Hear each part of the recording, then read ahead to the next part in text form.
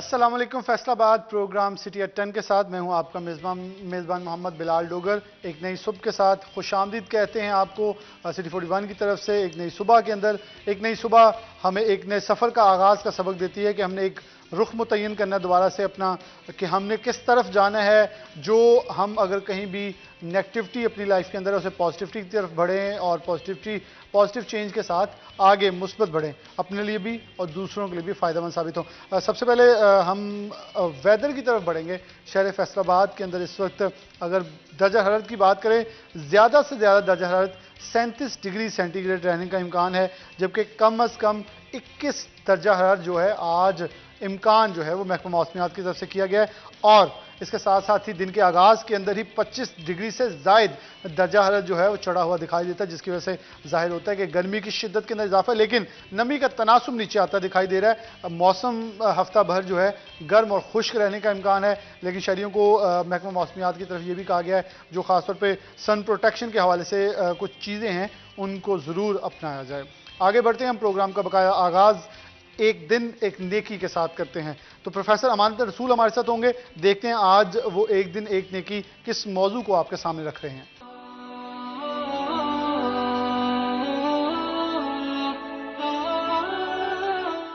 बिस्मिल्लाहिर्रहमानिर्रहीम।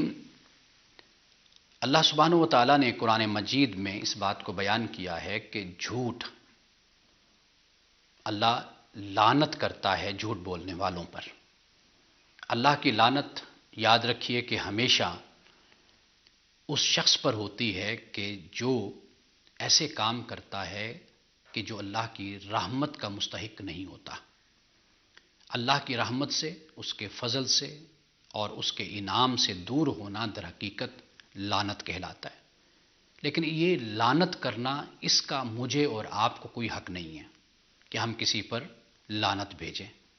कुरान पाक जब ये बात कहता है कि झूठों पर लानत है, तो इससे मुराद यही होता है कि वो लोग कि जो अपनी ज़िंदगी का शिआर, अपनी ज़िंदगी की आदत और अपने तर्ज़ ज़िंदगी ऐसा बना लेते हैं कि जो झूठ पर मबनी होता है, यानी उनकी शख्सियत, उनकी ज़ात झूठ से ही बनी होती है। तो अल्लाह ताला ऐसे लोगों पर लानत भेजता है। हमारे माशरे में भी झूठ आम हो चुका। हमें इस बात की कोशिश करनी चाहिए, बल्कि अपनी शख्सियत, अपने अखलाक की बुनियाद और असास हमें सच को बनाना चाहिए और उस पर अपनी शख्सियत को खड़ा करना चाहिए, अपने बच्चों की भी, अपने छोटों की, और एक दूसरे को हमें सच बोलने की तलकीन करनी चाहिए। बहुत शुक्रिया प्रोफेसर अमानत रसूल हमारे साथ मौजूद थे। बहुत खूबसूरत पैगाम झूठ के ऊपर और लानत के ऊपर। ये कुरान पाक में बिलाशुबा बड़ा क्लियर लिखा हुआ है और अल्लाह पाक के इस हवाले से कि लानत हो झूठे के ऊपर। लेकिन ये उन्होंने बड़ी खूबसूरत बात की, हम ज़ुबान ज़द आम आज कह देते हैं तुम पे लानत हो, फ़लाँ पे लानत हो।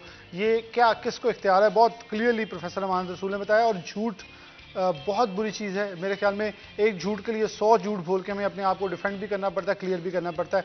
जबकि अगर हम एक सच बोलें तो हमारे साथ, हमारे लिए बहुत सारी आसानियाँ जो है वो हो जाती हैं। प्रोग्राम के पहले सेशन की तरफ बढ़ते हैं। तो हम प्रोग्राम के अंदर एक मौजू रखते हैं अपने सीनियर रिपोर्टर के साथ, जिनको मदू करते हैं स्टूडियो के अंदर, उनके साथ उस चीज़ को डिस्कस किया जाता है और उसके बाद एक ब्रीफ डिस्कशन की जाती है। तो आज हमारे साथ जो अपने स्टूडियो के अंदर हमारे गेस्ट मौजूद हैं, हमारे सीनियर रिपोर्टर एजुकेशन के हैं जहांगीर अशरफ। बहुत शुक्रिया आपके वक्त देने का। जहांगीर से आज जो मौजू के ऊपर हमें बात करनी है वो है ख़ास तौर पर जो हमारा एजुकेशन सिस्टम है, जो कि इनकी बीट है, इनकी एक्सपर्टी है। जहांगीर, क्या समझते हैं कि अगस्त के अंदर गवर्नमेंट ने अनाउंस कर दिया है कि नया सेशन शुरू कर दिया जाएगा। मुश्किलात बढ़ती दिखाई दे रही हैं। गवर्नमेंट सियासत के अंदर इस वक्त ज़्यादा इन्वॉल्व है। शफकत महमूद साहब वफाकी वजीर हैं, साथ पंजाब के सदर बना दिए गए हैं। उनका ज़्यादा इंटरेस्ट तालीम की तरफ देख रहे हैं इस वक्त, या तंजीम साजी की तरफ देख रहे हैं, जलसे जुलूसों की तरफ देख रहे हैं? कहीं एजुकेशन जो कि इस गवर्नमेंट की तरजीह थी 4 सालों से, पहले दिन से, और हेल्थ का भी जो हाल हुआ वो सबने देखा, जो इस वक्त तालीम का हो रहा है वो भी सब देख रहे हैं। आप जरा इसे ब्रीफ करते हैं, कहीं लग रहा है आपको संजीदगी का एलिमेंट कहीं पाया जा रहा है? बिलाल, देखें, आपने ख़ुद जो जिक्र किया कि हमारे वज़ीर तालीम जो कि फ़ेडरल के हैं, शफकत महमूद, वो आजकल ज़्यादातर तंजीमी दौरों पर हैं और चूँकि पॉलिटिकल सिनेरियो ऐसा बना हुआ है कि शायद उनकी ज़िम्मेदारी वो जमात की तरफ से भी ज़्यादा लगा दी गई है कि आप एक्टिव होकर रोल प्ले करें।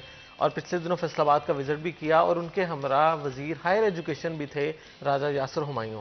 दो वजीर एजुकेशन के फैसलाबाद आते हैं, लेकिन एजुकेशन पर कोई बात नहीं होती। वहां पर मीटिंग करके चले जाते हैं अपने जलसे में कितने MPs लोग के साथ, आएंगे, कौन लाएगा, इस तरह से। अब देखिए, एजुकेशन के मिनिस्टर्स हायर एजुकेशन के और फेडरल के, अलमिया यह है कि वो फैसलाबाद में ना तो यूनिवर्सिटीज़ के वाइस चांसलर्स को किसी हवाले से लूप में लेकर उनसे डायलॉग करते हैं एजुकेशन की इंप्रूवमेंट के हवाले से, एजुकेशन इस्लाहात के हवाले से कोई बात उनकी तरफ से नहीं की गई। और जितने भी डिसीजंस बिलखसूस शफकत महमूद की सरबराही में किए गए हैं, वो इंटरप्रोविंशियल मीटिंग्स में हों या कोविड के सिनेरियो में हों। अब देखिए, कोविड की तमाम तर पाबंदियाँ हटा दी गई, सब कुछ ओपन कर दिया गया, बच्चे 100% स्ट्रेंथ के साथ अपने इदारों में आ रहे हैं, पढ़ाई का सिलसिला जो है वो 2 साल पहले की तरह पर रूटीन में आ चुका है। लेकिन गवर्नमेंट ने क्या किया कि जो सेशन था उसको मजीद डिले कर दिया। अब देखिए, एक जो पहले आपका डिले हो चुका, बच्चों का डिस्टर्ब हो चुका, अब वो हो चुका, लेकिन उसको नेक्स्ट आपको टैकल करना चाहिए था इस तरह से कि हमारी पुरानी रूटीन 2 साल पहले वाली वापस आ जाती। हमारे यहाँ पंजाब में, पाकिस्तान में ये कल्चर था कि मार्च और अप्रैल जो है हमारा एग्ज़ाम के हवाले से, मार्च और अप्रैल जो है वो नए सेशन का जो मंथ है वो होता था, और हर साल यही होता था। बल्कि पिछले सालों में कोविड से पहले इन्होंने ये डिसाइड किया कि हम इसको और पीछे ले जाकर जनवरी से स्टार्ट करेंगे। अब देखिए, कोविड आया, मसले मसाइल बने, एग्जाम नहीं लिए गए, लेकिन अब चूंकि हालात नॉर्मल आ चुके हैं, इसके बावजूद ये ऐलान किया गया, और ये ऐलान जनवरी में किया गया जब आधा सेशन गुजर चुका था। बच्चे और जो सरबराहान इदारा हैं, टीचर्स हैं, वो एग्ज़ाम की तैयारी कर रहे थे कि मार्च में एग्ज़ाम लेंगे, अप्रैल में बच्चों को अगली क्लास में प्रमोट करेंगे। अब क्या जनवरी में डिसीजन आया कि 1 अगस्त तक नया सेशन जो है वो कोई स्टार्ट नहीं करेगा उससे पहले, और एग्ज़ाम जो है वो मार्च की बजाय अब मई में लेके जाएंगे। अब देखिए, हमारे यहाँ हर साल गर्मियों की छुट्टियाँ जून जुलाई ये 2 माह फिक्स हैं, वो अगस्त के 15 दिन ऐड कर लें या मई के कुछ दिन ऐड कर लें, वो सेपरेट है, लेकिन जून जुलाई की छुट्टियाँ हमारे कंफर्म है, हर साल रूटीन है गर्मियों की। लेकिन इस साल क्या कर रही है गवर्नमेंट, पहली दफ़ा शायद ये होगा कि बच्चों को गर्मियों में छुट्टियों का काम नहीं मिलेगा, किताबें नहीं होंगी, क्योंकि नया सेशन हम ले गए छुट्टियों के बाद अगस्त में। कुछ ये भी कहा जा रहा है कि जून में भी पेपर्स होने जा रहे हैं। वो तो मैट्रिक और इंटर के बोर्ड के एग्जाम है उनकी। अब देखिए, सिर्फ मैट्रिक को अगर रहने दें आप तो वो कोई इशू नहीं, क्योंकि इंटरमीडिएट का जो सेशन है वो पहले ही सितंबर और अगस्त में स्टार्ट होता है। उनका तो पहले इससे कोई छुट्टियों से कंसर्न नहीं था कि बच्चे छुट्टियों में, जिन्होंने FSC प्री मेडिकल इंजीनियरिंग करना होती थी वो छुट्टियों को अवेल करते थे किसी जगह पर कोचिंग क्लासेस लेकर या इस तरह से। अदरवाइज FSC के बच्चे का स्टार्टअप ही जो सितंबर में है, उसको कोई सरोकार नहीं गर्मियों की छुट्टियां हो ना हो, किताबें मिले ना मिले। लेकिन मसला है आपका पहली से मैट्रिक तक का बच्चा, उसको अगर छुट्टियों का काम या छुट्टियों की दौरान किताबें उसके पास अगले साल की अवेलेबल नहीं है। अब इन्होंने स्ट्रिक्टली प्राइवेट सेक्टर भी कहा है कि वो 1 अगस्त से पहले नई क्लास में बच्चा प्रमोट ना करें।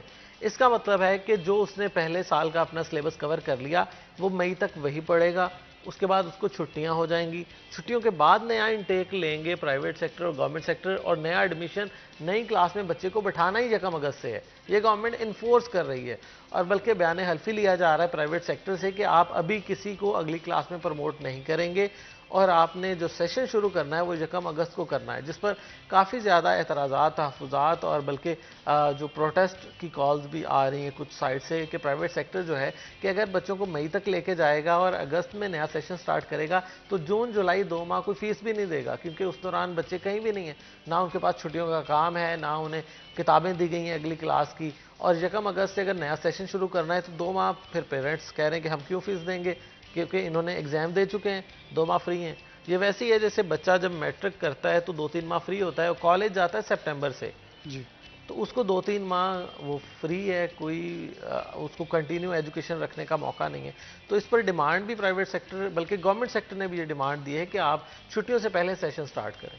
तो क्या आपके ख्याल में इस सारे डिस्टर्बेंस जो हम देख रहे हैं ये सेशन के आगाज़ के अंदर, क्योंकि बिलाशुबा इस गवर्नमेंट ने जितने भी वादे किए अब उसके ऊपर हम बहस करें तो सियासी एक नज़रिया फिर कहा जाएगा कि हम इस पर तनकीद कर रहे हैं, लेकिन तनकीद क्योंकि अगर पॉजिटिव हो तो सुननी चाहिए, लेकिन ये उसको भी ज़रा कुछ नेगेटिव इम्पैक्ट के अंदर लिया जाता है कि शायद कोई दूसरा हरीफ है जो तनकीद कर रहा है। वेयर एज मीडिया एक वॉच डॉग होता है, हमारा काम सिर्फ आईना दिखाना है, ये हो रहा है, ये मुश्किलात हैं, इसको ऐसे ठीक कर लीजिए।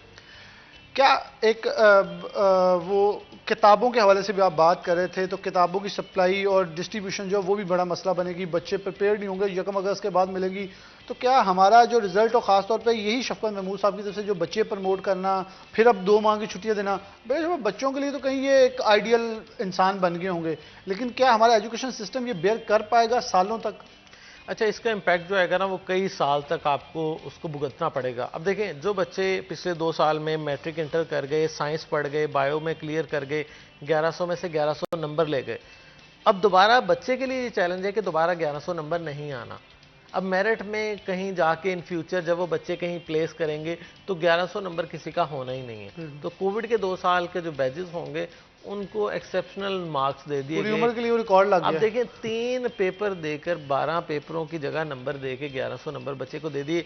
उर्दू का पेपर नहीं लिया गया, इंग्लिश का पेपर नहीं लिया गया, इस्लामियात मुताला पाकिस्तान नहीं लिया गया। जिन सब्जेक्ट में नंबर आपके कटते हैं वो पेपर ही नहीं लिए गए। और लाजमी मज़ामीन, अब देखिए लाजिम को छोड़कर जो आपके इख्तियारी मज़ामीन है सिर्फ उनको जज किया गया।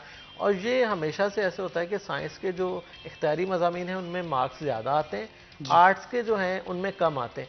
अब देखिए, बच्चे जहाँ पर बराबर जज होना है, इंग्लिश, उर्दू, मुताला पाकिस्तान, इस्लामियत, उसको आपने छोड़ दिया, वालों को उनके इख्तियारी मज़ामीन पर जज किया। उसमें फॉर एग्जांपल इस्लामियत इख्तियारी कोई पढ़ता है तो उसमें 100 नंबर आ ही नहीं सकता। अगर कोई सिविक्स पढ़ता है उसमें 100 नंबर नहीं आ सकता। अरेबिक पढ़ता है, पंजाबी पढ़ता है, कोई भी इख्तियारी मजमून अगर मैट्रिक इंटर का बच्चा पढ़ेगा तो 100 नंबर नहीं आएगा। अब साइंस वाले वैसे ही आपने उनसे बहुत ज़्यादा सुपीरियर कर दिए कि वो मैथ में 100 नंबर लेना मसला ही कोई नहीं। फिजिक्स, केमिस्ट्री आपने अगर पूरा रिवीजन की है 3-4 बार साल में, उसका टेस्ट दिए हैं, आप इजीली 100/100 ले लेते हैं। लेकिन आर्ट्स का मसला ये अब अच्छा, जो ये अब मसला आ रहा है, ना सिर्फ प्राइवेट सेक्टर, गवर्नमेंट सेक्टर के सरबराहान इदारा परेशान है। परेशान इसलिए है कि प्राइवेट सेक्टर जो है वो मार्च में बच्चों को सर्टिफिकेट देता है कि आप 6ठी आपने पास कर ली है जी, आप किसी और स्कूल में जाएं। अब वो बच्चा 7वीं जमात में बैठने के लिए किसी गवर्नमेंट स्कूल से रजू करता है, क्योंकि हमारे यहाँ फाइनेंशियल लोगों की ऐसी हालत है कि बहुत ज़्यादा बच्चे 5वीं के बाद 6ठी, 7वीं, 8वीं या मैट्रिक में वो गवर्नमेंट सेक्टर की तरफ चले जाते हैं कि जनाब हम बाहरी फीसें नहीं प्राइवेट सेक्टर की दे सकते। वहाँ पर गवर्नमेंट का जो प्रिंसिपल है वो कहता है जनाब मैं तो आपके बच्चे को 6ठी में बिठाऊंगा, 1 अगस्त से पहले तक, मैं इसको 7वीं में नहीं कर सकता। अब देखें, जो बच्चा 6ठी जमात पास कर सर्टिफिकेट लेके आया है वो मजीद 4-5 माह कैसे 6ठी पढ़ेगा?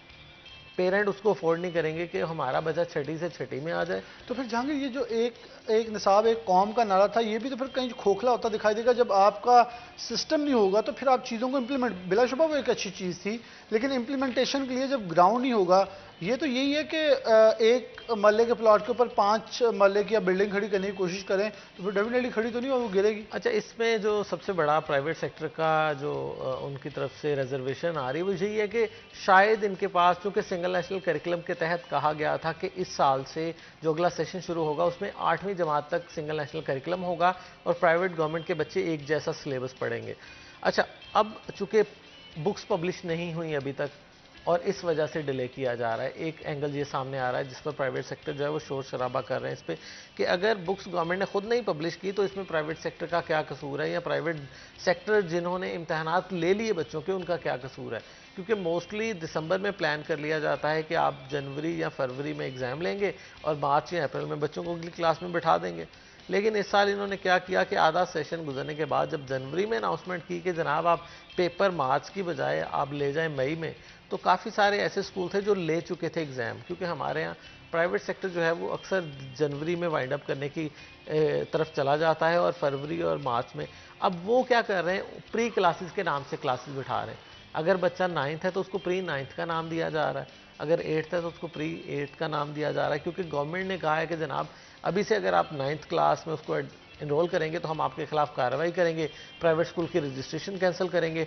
और गवर्नमेंट जो स्कूल है उसको ये अलग से परेशानी है कि वो प्राइवेट सेक्टर से आने वाले बच्चे को अकोमोडेट नहीं कर सकता और उसका जो असर पड़ेगा इनकी इनरोलमेंट ड्राइव और दाखिला मुहिम में जो टारगेट दिए जाते हैं कि हर साल 5% बच्चों का दाखिला बढ़ाएं, वो कैसे पूरा करेंगे सरबराहान इदारा। ये परेशानी इस वक्त ना सिर्फ प्राइवेट सेक्टर को है बल्कि गवर्नमेंट सेक्टर उससे ज़्यादा परेशान है कि 1 अगस्त से प्राइवेट सेक्टर ने तो अपनी क्लासेस पूरी कर लेनी है, गवर्नमेंट सेक्टर में कौन सा बच्चा आएगा।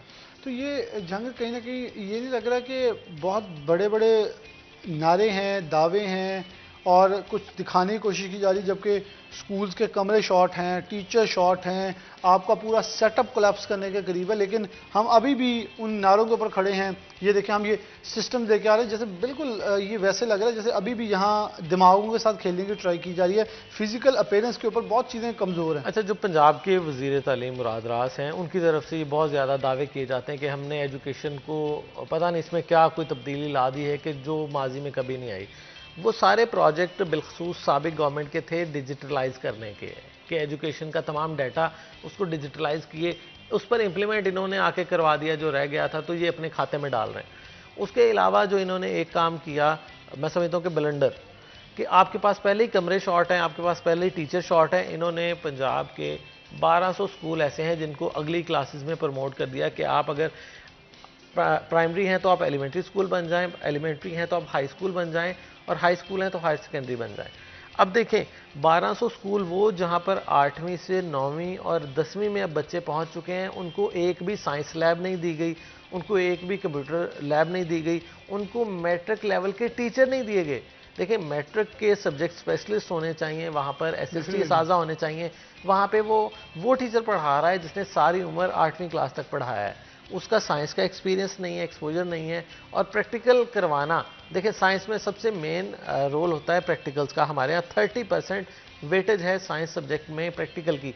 आपके पास लेबॉर्ट्री नहीं है, आपके पास साइंस का टीचर नहीं है, तो वो 30% आपने बच्चों के साथ ज्यादती कर दी कि वो जो सिलेबस उन्होंने पढ़ना था 30% प्रैक्टिकल वो आपने ज़ीरो कर दिया, और बाकी इसका मतलब वो बच्चे सिर्फ 70% की तैयारी करेंगे। अब उन 70% में से भी अगर आपके पास साइंस की लैब ही नहीं है तो बच्चों को उसके कंसेप्ट कैसे क्लियर करवाएंगे, कैसे समझाएंगे। तो ये 1200 स्कूल्स के साथ ये ज्यादती हुई कि वहाँ पर 9th क्लास और मैट्रिक बिठा दी गई, और लेकिन उनके पास साइंस का टीचर नहीं है, साइंस का सामान नहीं है। और गवर्नमेंट की अपनी पिछले दिनों मीटिंग हुई जिसमें तमाम CEOs एजुकेशन और DOs को इन्वॉल्व किया गया एजुकेशन रिफॉर्म के नाम से। उसमें सबसे बड़ा मसला ये आया कि हमारे यहाँ टीचर्स की कमी है। सिर्फ फैसलाबाद की अगर बात करें तो 4700 टीचर्स की शॉर्टेज है हमारे गवर्नमेंट स्कूल में, और 300 से ज़ायद स्कूल ऐसे हैं जहाँ पर परमानेंट प्रिंसिपल नहीं है। अब प्रिंसिपल के बगैर स्कूल चलाए जा रहे हैं 300 स्कूल, और उसके अलावा 450 से ज़ायद टीचर्स की शॉर्टेज है। इसका मतलब है कि उसका बर्डन बाकी टीचर पर है। जहाँ पर एक क्लास में 50 बच्चे होने चाहिए थे, हमारे 2-2 सेक्शन को एक मिला के 80 से 100 बच्चे का एक क्लास बनाया जाएगी उसकी, तो फिर टीचर कैसे 100 बच्चे को डिलीवर करेगा? उसको तो बेचारे को 100 बच्चे का नाम भी याद नहीं रहेगा। अच्छा, कहीं ना कहीं फिर ये एक फ्लॉ वैसा है कि आप जो कह रहे हैं जैसे कि इतने एक 100 बच्चों को एक टीचर पढ़ाएगा। फॉर एग्जाम्पल हम एक मफरूज़ा ले लेते हैं कि एक क्लास को 100 बच्चों की तादाद को एक सरकारी टीचर पढ़ा रहा है, दूसरी तरफ सिर्फ 25 बच्चों को एक टीचर पढ़ा रहा है, तो क्या वो एक निसाब कौम बन सकेगी? अच्छा, ये पॉसिबल ही नहीं है। अब देखें, गवर्नमेंट की अगर अपनी कैलकुलेशंस लेना तो इनके अपने भी एक बच्चे पे 4 से 5 हज़ार खर्चा आ रहा है, क्योंकि आप टीचर्स की सैलरीज को अगर डिवाइड करें इस तरह बच्चों की तादाद के हवाले से और स्कूल के बाकी मेंटेनेंस के और बाकी एक्सपेंसेस, तो वो 4 से 5 हज़ार रुपये एक बच्चे पे गवर्नमेंट का लग रहा है। प्राइवेट सेक्टर में इस वक्त जो नॉर्मल फ़ी चल रही है वो 3000, 4000, 5000 चल रही, इतनी ही चल रही है। यानी कि गवर्नमेंट हमारे टैक्सेस से वो उतने ही कॉस्ट में वो बच्चा पढ़ रहा है जो सरकारी स्कूल में पढ़ रहा है, और उतनी ही फ़ी हम पे करते हैं अगर हम अपने बच्चे को पढ़ाते हैं।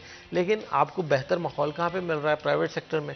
क्योंकि प्राइवेट सेक्टर में अगर आपके पास कमरे नहीं हैं तो किसी पेरेंट ने बच्चा नहीं भेजना, अगर आपके पास टीचर नहीं है तो किसी पेरेंट ने बच्चा नहीं भेजना, अगर आपके पास फर्नीचर नहीं है तो लोगों ने मजीद बच्चे नहीं भेजने। लेकिन आपके गवर्नमेंट स्कूलों में। जहांगीर, हम एक ब्रेक की तरफ बढ़ते हैं। ब्रेक के बाद ये सिलसिला जारी रहेगा। तालीम किसी भी मुआशरे की तरक्की का ज़ामिन होते हैं, लेकिन शायद हमारी पाकिस्तान के अंदर जो भी गवर्नमेंट आई बिलाशुबा किसी ने अच्छा काम किया, लेकिन इस वक्त सिर्फ और सिर्फ पॉलिटिसाइज करके इस मैदान को बुरी तरह से मुतासिर किया जा रहा है। एक ब्रेक के बाद दोबारा हाजिर होते हैं।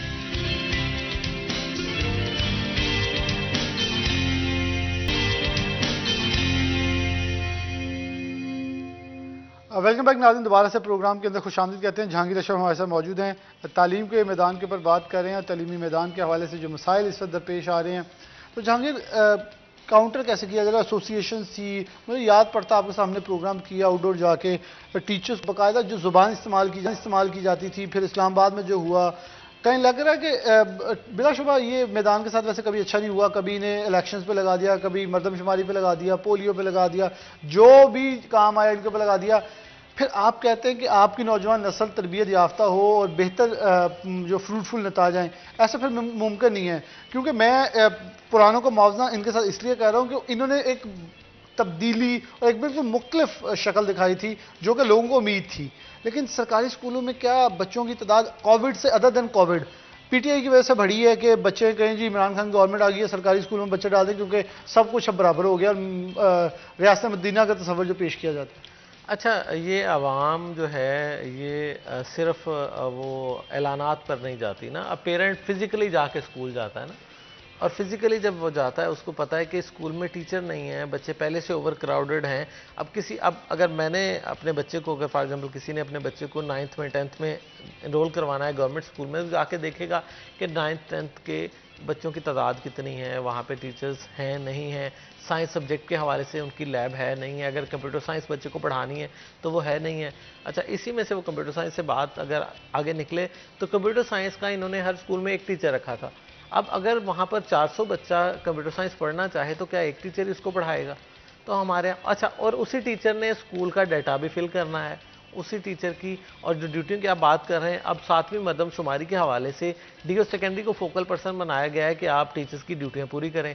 तहसील सतह पर तमाम जो डिप्टी डीओज हैं उनको कहा गया है कि आप तहसील सतह पर ड्यूटियां लगाएं कि जो साजा हमने देने हैं इनको मरदमशुमारी के हवाले से, क्योंकि 2023 में मरदमशुमारी की होने जा रही है, तो इस हवाले से अभी से उस पर वर्किंग स्टार्ट कर दी गई है, टीचर्स का डाटा। और अब देखें, अब उसके साथ साथ टीचर्स जो हैं वो सड़कों पे नज़र आते हैं आपको हर दूसरे रोज़, क्योंकि टीचर्स के अपने कई ऐसे मसाइल हैं जिन पर जेन्युइनली गवर्नमेंट को उनकी फेवर करनी चाहिए, लेकिन गवर्नमेंट नहीं कर रही। अब पिछले दिनों जो धरने हुए, एहतजाज हुआ टीचर्स का, उसमें उनका एक तो मुतालबा ये था कि हमारे यहाँ सेकेंडरी स्कूल एजुकेटर्स ऐसे हैं 10,000 से ज़ायद पूरे पंजाब में, इनके साथ साथ असिस्टेंट एजुकेशन ऑफिसर्स हैं जो 16वें स्केल में महकमा तालीम ने एंट्री टेस्ट और एनटीएस टेस्ट के बाद भर्ती किए, और उनको 7-7 साल 8-8 साल हो चुके हैं, लेकिन आज तक उनको परमानेंट नहीं किया गया। गवर्नमेंट की तरफ से कहा गया कि पीपीएससी का इंटरव्यू लिया जाएगा, लेकिन उस पर प्रोटेस्ट हुआ। गवर्नमेंट एग्री की कि हम आपको, चूँकि टेस्ट लेकर रखा था, इंटरव्यू के बाद रखा था, मेरिट पर रखा था, तो आपको वैसे ही कर देंगे मुस्तकिल। उनको अभी तक नहीं किया, तकरीबन 1 साल से ज़ायद हो चुका है गवर्नमेंट के इस एग्रीमेंट के बाद भी। इसके अलावा जो असाजा मुस्तकिल किए गए उनकी 4 से 5 साल की जो कॉन्ट्रैक्ट का पीरियड था उसको वैसे ही हज़फ कर दिया गया कि इसके कोई मराद नहीं मिलेंगी। उस पर कोर्ट में जाके 2019 में अपने हक में असाजा ने फैसला लिया कि हम उसके अहल हैं, हमें पहले दिन की ज्वाइनिंग से रेगुलर की मराद मिलनी चाहिए। गवर्नमेंट ने जो सुप्रीम कोर्ट है उसने टीचर के हक में फैसला किया, लेकिन आज तीसरा साल है, अभी तक उनको पे प्रोटेक्शन और सर्विस प्रोटेक्शन नहीं दी गई। इसी तरह असाजा के जो मसाइल हैं, अब असाजा को उसके लिए भी सड़कों पे आना पड़ता है। अब जितने दिन असाजा सड़कों पे रहते हैं, अब 15 तारीख को इस मंथ की प्रोटेस्ट हुआ, लोग फिर असाजा सड़कों पर गए, पंजाब असम्बली के बाहर एहतजाज हुआ। अब इतने जो एहतजाज होते हैं उसका अल्टीमेट नुकसान और खमियाजा भुगतना पड़ता है स्टूडेंट को। अब देखिए, स्टूडेंट उस स्कूल में 1000 बच्चा है, उसका प्रिंसिपल गया प्रोटेस्ट पे या उसके टीचर गए प्रोटेस्ट पे, तो उनका क्या कसूर है उन बच्चों का? अब गवर्नमेंट जो है इनको चाहिए कि टीचर्स को एटलीस्ट सड़कों पे ना आने दे, उनके साथ हतुल इम्कान कोशिश होनी चाहिए कि डायलॉग से उनको सेटिस्फाई करके उनके मामलात को देखें। लेकिन हमारे यहाँ टीचर्स हर माह कोई ना कोई प्रोटेस्ट टीचर का सामने आ रहा होता है। तो ये गवर्नमेंट को चाहिए कि एजुकेशन पे थोड़ा सा फोकस करें, टीचर्स को बाहर निकलने से पहले उनकी बात सुने, डायलॉग करें और उनको क्लासेस में पढ़ाने दें। ये ना हो कि वो क्लासेस छोड़कर सड़कों पर आएँ, अपना भी टाइम वेस्ट करें, कौम का भी टाइम वेस्ट करें, आवाम के लिए परेशानी भी हो जो हमारी आमदोरफ्त एहतजाज की वजह से डिस्टर्ब होती है, और बच्चों का जो नुकसान हो रहा है क्लासरूम में, उनके पास टीचर ही नहीं है उस दिन, तो वो सारा जो माहौल है उस वजह से लोग क्या करते हैं, स्विच कर जाते हैं प्राइवेट सेक्टर में, क्योंकि प्राइवेट सेक्टर के टीचर ने सड़कों पे आके एहतजाज नहीं करना, उसने गवर्नमेंट के लिए डाटा एंट्री की एहसास सेंटर में ड्यूटी नहीं करनी, उसने जाके सिर्फ अब क्लास में पढ़ाना है बच्चे को। तो इस हवाले से जो पेरेंट्स हैं उसकी पहली तरजीह यही है कि मैं अपने बच्चे को ना प्राइवेट सेक्टर में पढ़ा दूँ। तो क्या अब इस वक्त अगर इस दौरे हुकूमत में देखते हैं तो सरकारी स्कूलों के अंदर जो टीचर्स हैं, जैसे बिलाशुबा आप रोज़ की बुनियाद के ऊपर जाते हैं, जो मौजूदा टीचर्स हैं उनके पास कैपेसिटी इतनी है क्योंकि ओवर बर्डन तो हैं, लेकिन फिर भी देखें नताइज जब देखते हैं तो बहुत बेहतर आता है, लेकिन फिर इंक्वायरियाँ लग जाती है, बच्चे एडमिशन कम हो फिर इंक्वायरी लग जाती है। अच्छा, टीचर सुबह को कूड़े की फुटेज बना के सफाई की ना भेजे, उस पर इंक्वायरी लग जाती है। टीचर्स को फ्री हैंड दे दिया जाना चाहिए कि ये स्कूल है, जैसे आप फॉर एग्जाम्पल बहुत सारी एसोसिएशंस को दे देते हैं कि ये स्कूल अब आप चला लें और पार्टनरशिप के अंदर चलते हैं, तो ऐसे कुछ टीचर्स ऑर्गेनाइजेशंस या कुछ टीचर्स को नहीं उनके ऊपर डिपेंडेंट करना चाहिए कोई स्कूल को ज़्यादा बेटर। मेरे ख्याल में सरकारी स्कूल में जो उस्ताद या प्रिंसिपल होते हैं वो बड़े क्लोज टू हार्ट होते हैं उस स्कूल के। अच्छा, अगर प्रिंसिपल को जो मुकम्मल इख्तियार दे दिया जाए कि आपने इसको बनाना है, संवारना है और सारे इसके अच्छे और बुरे के ज़िम्मेदार आप होंगे, अगर रिस्पॉन्सिबिलिटी फिक्स कर दी जाए तो फिर आपके प्रिंसिपल जो हैं वो रिस्पॉन्सिबल होंगे कि अगर उस स्कूल का रिजल्ट पुअर जा रहा है, उसकी एडमिनिस्ट्रेशन पुअर जा रही है, वहाँ पे जो इंतजामात हैं वो पुअर जा रहे हैं, तो इसका रिस्पॉन्सिबल वो है। लेकिन उसको साथ साथ इख्तियार ये देना चाहिए कि अगर वो किसी को वहाँ से हटाना चाहे, किसी को निकालना चाहे, किसी को रखना चाहे, इस तरह के इख्तियार भी उसके पास हों। क्योंकि हमारे यहाँ एक टीचर को, एक क्लास 4 को, एक क्लर्क को निकालने का इख्तियार भी नहीं है उसके पास, प्रिंसिपल के पास। वो हमारे यहाँ इतना डिले हो जाता है कि इंक्वायरियों में मामला चले जाते हैं, कई कई साल लग जाते हैं और वो टीचर वहीं का वहीं या उसको किसी और स्कूल में भेज दिया जाता है। हमारे यहाँ ये नहीं है, जिस तरह प्राइवेट सेक्टर में आप टीचर की असेसमेंट कर रहे होते हैं, टीचर आपका पढ़ा रहा है नहीं पढ़ा रहा, एक सेशन के बाद उसको आप निकाल भी सकते हैं कि अगर आपकी परफॉर्मेंस नहीं है जी, हम सेटिस्फाई नहीं है या बच्चे सेटिस्फाई नहीं है। हमारे यहाँ अगर बच्चा कोई कंप्लेन कर दे कि टीचर की समझ नहीं आ रही, तो उल्टा उस बच्चे के खिलाफ हो जाता है सारा स्कूल। हालांकि ये समझना चाहिए कि अगर बच्चे की कंप्लेन आ रही है तो आपको टीचर चेंज कर दें। हमारे रीजन हो सकता है हाँ, हमारे यहाँ टीचर चेंज करने का कंसेप्ट नहीं है गवर्नमेंट स्कूल में। हमारे यहाँ बच्चे को हमेशा प्रेशराइज किया जाता है कि आप सवाल नहीं पूछेंगे, जो टीचर ने पढ़ा दिया वही सारा कुछ है, उसी पर आमीन कहना पड़ेगा। यही वजह है कि हमारे जो गवर्नमेंट सेक्टर से बच्चे पढ़ के जाते हैं उनमें सवाल करने की, सोचने की, उनकी आप दबा के रखिए ना आपने, उनकी क्वालिटी जो है सोचने की, समझने की और चीज़ों को। और हमारा एग्जाम सिस्टम भी ऐसा है कि वो लकीर का फ़कीर बना देता है, उसमें सवाल से सवाल नहीं कर सकते। आपने सवाल का 2 लाइनों में वही जवाब देना है जो आपकी किताब पे लिखा है या टीचर ने पढ़ा दिया। अच्छा, आगे थोड़ा सा चलें तो हमारे क्या एजुकेशन सिस्टम, अगर हम अपने हमसाया मुल्क के साथ भी कंपैरिजन कर लें या चलें, हमें मगरिब की मिसाल हर जगह दी जाती है, क्या हम उनके कई मुकाबले पे खड़े होते हैं? क्योंकि हम जब जाते हैं पूरी दुनिया के अंदर तो आपका भी ऐसा एक्सपीरियंस होता रहता है कि लोग आपसे शेयर करते हैं, तो क्या उनको कम्पीट करें एजुकेशन के अंदर? जब वो जाके अपनी डिग्री रखते हैं तो हम रखें, तो कहीं हमारे, मेरे ख्याल में अगर कहीं स्किल्स की बात है तो शायद हम आगे ज़रूर, हमारे जिस बच्चे के अंदर स्किल्स हैं उसके साथ पूरी दुनिया में बच्चा नहीं होगा। लेकिन जहाँ तालीम की बात है सिर्फ उस पर हमारा फोकस है, स्किल्स पे नहीं, और दुनिया इस वक्त स्किल्स मांग रही है, एजुकेशन या डिग्री नहीं मांगती। अच्छा, स्किल के बगैर आपकी जो डिग्री है ना वो फारिग है कि आप, हमारे यहाँ अक्सर जो एम्प्लॉयर है उसकी तरफ से यही एतराज़ आता है कि जनाब बच्चे डिग्रियां लेकर धड़ाधड़ आ रहे हैं, लेकिन उनमें वो उसको डिफेंड नहीं, वो डिग्री को डिफेंड करते हो कि मैं ये डिग्री करके आया हूँ।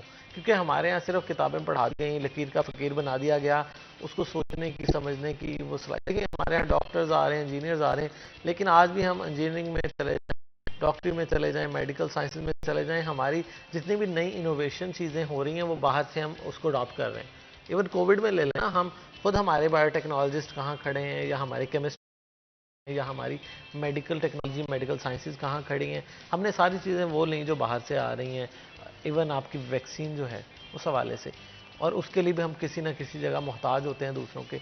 तो हमारा एजुकेशन सिस्टम भी मैं समझता हूँ कि मोहताज है। हम जिस भी सब्जेक्ट को ले लें उसमें हम 50% से ज़्यादा जो सिलेबस है वो बाहर से उधार मांगा हुआ, उनका लिया हुआ, अपनी रिसर्च नहीं है उसमें।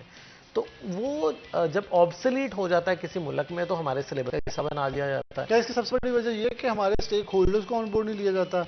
जहाँ एक कौम, एक हम साहब की बात हुई, वहाँ सबको लिया गया, उसके कुछ पॉजिटिवता ये मिले कि लोगों ने इम्प्लीमेंट कर दिया, लेकिन अब आफ्टर जो उसके शौक से निकल रहे हैं, जो लोग उसे BA कबूल नहीं कर पा रहे, बड़ा डिफरेंट रिजल्ट आ रहा है। लेकिन अगर कंपैरिजन करें कि हम जहाँ मौजूद हैं और हम क्या करें, मैं ब्रेक की तरफ बढ़ते हैं, तो ब्रेक का कहा जा रहा है, एक ब्रेक जहांगीर अशरफ से यही से बात का सिलसिला शुरू करेंगे और यही सवाल दोबारा करेंगे। ब्रेक के बाद दोबारा से होते हैं।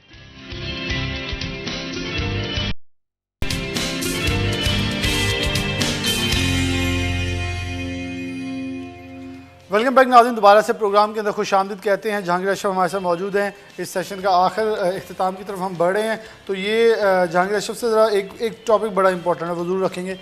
जहांगीर, हमारे बहुत ज़्यादा एक ट्रेंड आ गया इस वक्त, लोग स्टूडेंट्स हायर एजुकेशन के बाहर जा रहे हैं। वो मेरे ख्याल में तो एक नाम ही है हायर एजुकेशन का बाहर जाने के लिए, लेकिन वहाँ जाके क्या बच्चों के अंदर इतनी तरबियत, तालीम की हवाले से इतनी कैपेसिटी मौजूद नहीं है कि वो जाके वहाँ जॉब बहुत माइनर कर रहे हैं, बहुत अच्छे स्टूडेंट्स हैं, ब्राइट स्टूडेंट हैं, लेकिन ये क्या एक कैरियर के हवाले से उन्हें बेहतर गाइड नहीं किया जा रहा, या उनकी कहीं ना कहीं एक ऐसी चीज़ है कि हमें एक कॉम्प्लेक्स का शिकार करिए कि हमारे मुल्क में अच्छी तालीम मौजूद नहीं है, प्राइवेट सेक्टर भी है, सरकारी सेक्टर भी है, लेकिन इतनी भी मेरा जो एक्सपीरियंस है उसके मुताबिक कुछ ख़ास वहाँ नहीं है जो हमारे बच्चे छोड़ छोड़ के वहाँ जा रहे हैं।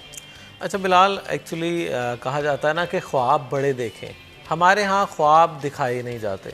स्कूल हो, कॉलेज हो, जैसे पहले मैंने बताया कि बच्चों को, सवाल करने वाले बच्चे को सबसे ज़्यादा डिस्टर्ब किया जाता है, चाहे यूनिवर्सिटी हो, स्कूल हो या कॉलेज हो। अब देखिए, जो हमने बुनियाद रखी है, स्कूल हमारी बुनियाद है, वहाँ पर हम बच्चे को लकीर का फ़कीर बना रहे हैं। अब ए फॉर कहें तो 90% से ज़ायद के माइंड में एप्पल ही आएगा, ए फॉर एप्पल ही है, क्योंकि हमारी बुक ने बता दिया। हालांकि ए से कितने ज़्यादा चीज़ें सामने आती हैं। अब बाहर की दुनिया में जब हमारे बच्चे जाते हैं, हमारे स्टूडेंट्स जाते हैं, तो आपने जैसे कहा कि जनाब आप MBA या उससे ज़्यादा MPhil करने जा रहे हैं, तो वो वहाँ जाके वेटरी कर रहे होते हैं, वहाँ जाके अखबारें फेंक रहे होते हैं, वहाँ जाके कोई इस तरह का किसी शॉप पे वो सेलमैन लगे होते हैं। अब देखिए, यहाँ वो काम नहीं करेगा, वो बंदा जिसने मास्टर्स किया ना, वो ये काम नहीं करेगा। यहाँ वो उसको अपनी अना इज़्ज़त का मसला बना लेगा। वहाँ जाके वो कहता है जनाब मुझे यहाँ किसने देखना है, यहाँ मुझे डॉलर मिलने हैं, पाउंड मिलने हैं, ये कौन है वो। अच्छा माज़र जहांगीर, हमारे अगर स्टूडेंट्स का हम हिस्ट्री पाकिस्तान में चेक करें तो यहाँ इलेक्ट्रिक बाइक्स, इलेक्ट्रिक रिक्शे, इलेक्ट्रिक गाड़ियाँ, इवन कि अगर हम देखें कि यूनिवर्सिटी के स्टूडेंट्स ने न्यूटेला नान का एक जो ट्रेंड था वो मुतारिफ करा, उसके बाद पराठा नान, मतलब बहुत मुख्तलिफ किस्म के पिज़्ज़ा पराठा और मुख्तलिफ चीज़ें ट्रेंड में आई फिलिंग के साथ। देखें, फूड इंडस्ट्री है ना, आप क्रिएटिव माइंड के साथ आते हैं। ये स्टूडेंट वहाँ जाके छोटी से छोटी जॉब कर लेते, लेकिन यहाँ क्रिएटिविटी जो उसी अमाउंट के अंदर, क्या आपके नहीं ख्याल में 35-40 लाख से पाकिस्तान के अंदर कुछ चीज़ें, कुछ क्रिएटिविटी एंटरप्रेन्योरशिप की जा सकती है, या गवर्नमेंट का भी गुनाह है कि वो भी यहाँ उनको एंटरटेन नहीं कर पा रही, जो स्टूडेंट फिर बाहर जाता है? यानी कि अगर आप अभी रिसेंट देखें तो इंडिया के अंदर, पंजाब के अंदर इलेक्शन हुए हैं, तो वहाँ एक मोटिव रखा गया कि अपना स्टूडेंट वापस लेके आना है पंजाब के अंदर, हमारी नस्ल जा रही है बाहर। हमें वो जो पंजाब के अंदर रहने वाले सिखों ने बात की थी, हमारे लोगों को बाहर भेजा रहा है, स्टूडेंट बाहर पढ़ने जा रहे हैं, हमारी नस्ल का यहाँ कम हो रही है। ये लग रहा है कि ऐसा कुछ यहाँ भी है कि हमारे स्टूडेंट बढ़ते चले जा रहे हैं बाहर, यहाँ एक डिफरेंट ट्रेंड मुतारिफ करवाया जा रहा है और उसी को परवान चढ़ाया जा रहा है। अच्छा, अब देखें, जो बात हुई एंटरप्रेन्योरशिप के हवाले से कि आप, हमारे यहाँ एक तो ये बड़ा माइंड सेट है लोगों का कि जनाब पढ़ाई सिर्फ नौकरी के लिए हो रही है, कि जनाब पढ़ेगा तो अच्छी नौकरी मिल जाएगी। किसी के माइंड में एंटरप्रेन्योरशिप, अब कुछ सालों से एंटरप्रेन्योरशिप का लफ्ज़ बड़ा कॉमन है। अच्छा, एक ये भी हकीकत समझनी चाहिए कि हर बंदा जो है वो एंटरप्रेन्योर नहीं हो सकता, वो हर बंदा वो बिज़नेस नहीं कर सकता, हर बंदा जॉब नहीं कर सकता, हर बंदा जो है वो किसी लकीर का फ़कीर नहीं हो सकता। अपना माइंडसेट भी है, लेकिन अलमिया ये कि हमारा जो एजुकेशन सिस्टम है वो सबको एक तरह से डील करता है। अगर एंटरप्रेन्योरशिप की बात होती है, वो कहते हैं सारी क्लास एंटरप्रेन्योरशिप करे और सारे ही ना अपनी अपनी इंडस्ट्री खोल के बैठ जाएं। उससे क्या होता है कि फेलियर के जो चांसेस हैं वो बढ़ जाते हैं। अब 50 बच्चे हैं एक क्लास में, हो सकता है उसमें से बहुत अच्छे जॉबर हों कि किसी अच्छी जगह जाके वो फिट हो जाएं, हो सकता है उनमें से कुछ ऐसे लोग हों जो अच्छे एंटरप्रेन्योरशिप कर सकें, हो सकता है कोई उनमें से और क्वालिटीज़ रखते हों कि वो इस फील्ड के लिए बने नहीं हैं, वो किसी और चीज़ में जाएं तो ज़्यादा। लेकिन हमारे यहाँ अगर 50 की बैच है तो सबको कह दिया जाता है कि आप अपना बिज़नेस स्टार्ट करें, ये करें। उसका नतीजा आप देखें, मौजूदा हर बंदा IT कर रहा है और उसका कह रहा है ऑनलाइन अर्निंग कर रहा है। अच्छा, उससे क्या हर बंदा कहता है कि शायद मैं ऑनलाइन अर्निंग की तरफ जाऊँगा तो मेरे पता नहीं डॉलर हर माह आएंगे, कितने डॉलर आएंगे। उससे टाइम वेस्ट होता है, उससे आपकी स्किल, आप एलिजिबल ही नहीं है, उस कैपेसिटी के ही नहीं है कि आप ऑनलाइन अर्निंग कर सकें, आप ऑनलाइन फ्रीलांसिंग कर सकें, आप उसमें कुछ कर सकें। देखें, जो चीज़ आपने सेल करनी है वो आप में सलाहियत तो होनी चाहिए ना। अगर आपने स्किल सेल करनी है तो आप में स्किल हो, आपने अपने कोई आइडिया सेल करना है तो आइडिया तो हो। आप चोरी के आइडियाज़ को सेल नहीं कर सकते, किसी का आइडिया लेकर उस पर काम करके आप वो एफिशिएंसी नहीं दे सकते, क्योंकि कॉपी हमेशा कॉपी होती है, ओरिजिनल का नाम होता है और कॉपी जो है वो उसके नाम से पहचानी जाती है कि ये फ़लाँ की कॉपी है। तो इसलिए हमारे यहाँ क्या कहता है, कॉपी बनने का रुझान ज़्यादा है। ये अमूमन हमारे माशरे में जहांगीर, अगर यहाँ फॉर एग्जाम्पल एक शॉप खुल गई है, अच्छा उसके साथ दूसरी खोलेगी या उसके सामने, कि उसका कारोबार क्यों चल गया, हमारा भी चल जाएगा। ये नहीं समझा जाता कि मार्केट की डिमांड सप्लाई देखी जाती है। यहाँ अगर फॉर एग्जाम्पल 100 घर है, 100 घर के लिए एक दुकान काफ़ी है, दूसरी बनाओगे तो दोनों का डिस्ट्रीब्यूट हो जाएगा, तुम भी नहीं कमा सकोगे, आप उसके कारोबार के ऊपर भी नुकसानदेह साबित होगे। अच्छा, हम समझते हैं नहीं, अगर यहाँ एक पेट्रोल पंप लग गया इसके साथ दूसरा भी चल जाएगा, और फिर हम कहते हैं उसका पता नहीं कैसे चल गया था, हमारा तो नहीं चल रहा। ये भी गारंटी नहीं है ना कि एक अगर जगह पे कोई शॉप या कोई बिजनेस चलाए तो दूसरे बंदे का भी वहीं पे चलेगा। हो सकता है उसकी किस्मत में वो रिस्क नहीं है उस वे से या उस जराए से। जहांगीर, तो किस्मत भी तो डिपेंडेंट होती है ना हमारे ईमान के ऊपर, हम कितने मुखलिस हैं। अगर हम ये चाहेंगे कि उसका ग्राहक मेरे पास आ जाए, हम चोरी के जहन से या उस जहन से आएंगे तो फिर तो ग्राहक नहीं आएगा, फिर रहमत उसके पास ही जाएगी। क्यों? बेसिकली हमारे लोग भी ये चाह रहे होते हैं कि यार इसकी दुकान यहाँ चलिए, मैं भी यहाँ चलाता हूँ, कुछ ग्राहक मुझे भी मिल जाएंगे। अच्छा देखिए, अब देखें बिलाल, अगर चाय वाले की दुकान बहुत ज़्यादा चल रही है और लोग धड़ाधड़ उससे चाय पी रहे हैं और वो एक किसी सैलरी वाले पर्सन से, किसी और बिजनेस वाले से वो बहुत ज़्यादा इनकम कर रहा है, तो आप उसके साथ एक चाय वाला ढाबा नहीं बना सकते क्योंकि आपको चाय बनानी नहीं आती ना। तो इस तरह हमारे यहाँ ये क्या रहता है कि किसी को कामयाब देखकर ना वो खुद फौरी वो स्टेप उठा लिया जाता है। देखिए, आपको पता ही एंटरप्रेन्योरशिप में ये होता है, हम उस चाय वाले के साथ मुआहदा करें कि तुम्हारा एक अच्छा सा टी स्टॉल बनाते हैं, इसका नाम थोड़ा डिफरेंट करते हैं, यहाँ थोड़े स्नैक्स रखते हैं, कुकीज़ रखते हैं, वो मेरी इन्वेस्टमेंट होगी, हम डिवाइड कर लेंगे। देखिए वो अनपढ़ है, आप पढ़े लिखे हैं, ये एंटरप्रेन्योरशिप है। ये है ही नहीं बच्चों के अंदर, उन्हें आइडिया भी नहीं आता ऐसी कोई चीज़ का। दरअसल हमारे यहाँ कहा जाता है कि जो मिले, जो प्रॉफिट हो वो मेरा हो, मैं किसी के साथ शेयरिंग ना करूँ। और हर बंदे के दिल में कहीं ना कहीं ये होता है कि मैं इसको टेकअप करूँ, टेक ओवर करूँ, मैं इसमें जो है वो अपर हैंड में रहूँ। हमारे यहाँ जो शेयरिंग है, जो हौसला है, वो नीयत के हवाले से कि मैं किसी के साथ फेयर चलूँ, ये नहीं है। हर बंदे वो कहते हैं ना दा के चक्कर में है कि मेरा दा लग जाए, दूसरा चाहे रुल जाए, चाहे नुकसान हो जाए, मेरा जो है वो सीधा तो क्या ये शॉर्ट टर्म कामयाबी लॉन्ग टर्म कामयाबी में बदलती देखी? ऐसा हो ही नहीं सकता, ऐसा हो ही नहीं सकता कि जो शॉर्ट टर्म है ना वो हमेशा शॉर्ट टर्म ही होता है। वो वक्ती तौर पर फ़ायदा होगा लेकिन बाद में वो घिस-पिट जाएगा। अब हमारे यहाँ क्या होता है, बहुत सारी ऐसी शॉप्स हैं जो एकदम से ओपन होती हैं, रश लगता है, लेकिन एक हफ्ते बाद वो खाली होती हैं क्योंकि वो जो दिखावा आप कर रहे हैं ना, क्वालिटी दे नहीं रहे। उमूमन ये भी हुआ है कि 6-6 माह लोगों की एक कारोबार चला है और फिर अगले 6 माह डेफिसिट में गया, उसने वो जो कमाया है उससे डबल ऊपर लगा कर डुबो लिया कि मेरा फिर चल जाएगा। अब देखिए, ये नहीं समझा कि ट्रेंड चेंज हो गया। अब कोविड में वक्ती तौर पर जिन्होंने मास्क का काम किया वो फौरी तौर पे कुछ कमाई तो कर ली, लेकिन आज दोबारा जब वो बिजनेस में होंगे तो वो यकीन तौर पर लॉस में होंगे क्योंकि अब वो इतना वो हर बंदे ने लगा लिया ना। अब जो एक बंदा पहले से कर रहा था या बना रहा था प्रोडक्ट, वो उसका तो चल रहा है ना, उसके तो क्लाइंटेज पहले से मौजूद है, लेकिन आपने एकदम से नया उसमें अपने आप को इंट्रोड्यूस करवाया तो आपने सिर्फ 2-4 माह कमाई की। अब इस वक्त उसकी कोई कमाई जाएंगे फिर गलती तो है ना कहीं स्कूल सिस्टम से, जब नर्सरी लालची बना रहा ना, देखें वहीं से हमारा एक सेटअप ही डिस्टर्ब है, हमने वो सेटअप मेंटेन ही किया। हम कहते हैं देखें मगरिब के अंदर वो ये बन गया, वो फलां वो बन गया, हम ये सिर्फ एक बात करते हैं, हम ये नहीं देखते कि पीछे से उसके स्कूल ने, उसके कॉलेज ने, अच्छा उसे स्पोर्ट्स के अंदर प्रॉपर एक जहनी सुकून मुयसर किया गया उस बच्चे को, उसका स्कूल जाने को दिल करे। हमारे 10-10 किलो के बैग हैं, बच्चा वैसे नहीं दिल करता मैं स्कूल जाऊँ, क्यों? उसको किताबों के अंदर लेके जाते, स्किल बेस्ड एजुकेशन कहीं दूर है। अच्छा, हमारे यहाँ लालच इतनी ज़्यादा दे दी गई है, वो लालच स्टार्ट होती है नंबरों से। जिसके नंबर ज़्यादा हैं जी वो हीरो है क्लास का, और जिसके नंबर कम है जी वो ज़ीरो है क्लास का।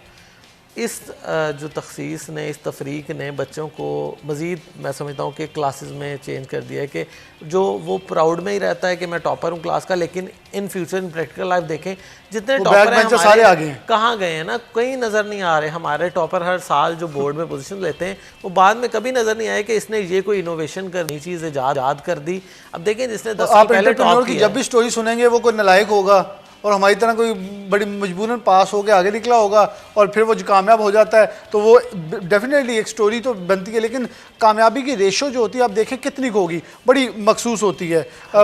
लेकिन यहाँ हम ब्रेक की तरफ बढ़े। जहांगीर आपका बहुत बहुत शुक्रिया, आपने कीमती वक्त दिया और इसके अंदर हमारी बहुत ही फ्रूटफुल जो गुफ्तगू है वो हुई है, जिसके अंदर मेरे ख्याल में देखने वालों के लिए बहुत ज़रूरी होगी। मैं वालिदैन से एक आखिरी दरख्वास्त ज़रूर करूँगा इस सेशन के इख्तिताम पे कि आप स्कूल्स पे एम्फसाइज़ करें कि हमारे बच्चों की तरबियत करें, घरों से बिल्कुल करें, और बच्चों के ऊपर तनाव ना पैदा करें, उनको थोड़ा सा रिलैक्स करें कि वो किधर जाना चाह रहे हैं, क्या करना चाह रहे हैं। बिल्कुल नेगेटिव इम्पैक्ट या नेगेटिव सोसाइटी से बचाएं, लेकिन पॉजिटिव सोसाइटी की तरफ परवान चढ़ाना आपकी जिम्मेदारी। फिर स्कूल वालों को इम्पर करें कि आप इसकी स्किल बेस्ड ट्रेनिंग कितनी कर रहे हैं। एजुकेशन, किताबें, वज़न उठा लेने से कोई दिमागी तौर पे मजबूत नहीं होगा। यकीन तो मेरे कंधे मजबूत हो सकते हैं लेकिन जहन मजबूत नहीं होगा। एक ब्रेक लेते हैं, ब्रेक के बाद दोबारा हाजिर होते हैं।